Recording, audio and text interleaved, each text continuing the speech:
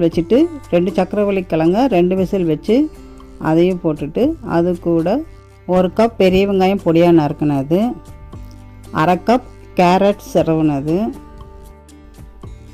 பச்சை மிளகா ஒரு 2 நான் எடுத்திருக்கேன், பத்தலைன்னா நீங்கள் போட்டுக்கலாம், இஞ்சி பூண்டு பேஸ்ட்டு ஒரு 1/2 டீஸ்பூன், கொத்தமல்லி கருவேப்பிலை ஒரு கைப்பிடி கட் பண்ணது, உப்பு ஒரு 1/4 டீஸ்பூன் போட்டிருக்கேன், உங்களுக்கு தேவையான போட்டுக்கோங்க. அடுத்து சோம்பு ஒரு 1/2 டீஸ்பூன், கரம் மசாலா ஒரு 1/4 டீஸ்பூன், சீரகமும் ஒரு 1/2 டீஸ்பூன்,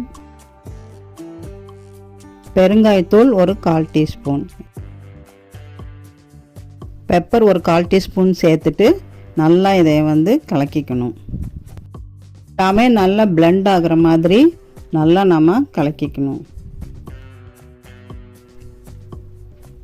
ஒரு 1/2 எலுமிச்சம்பழம்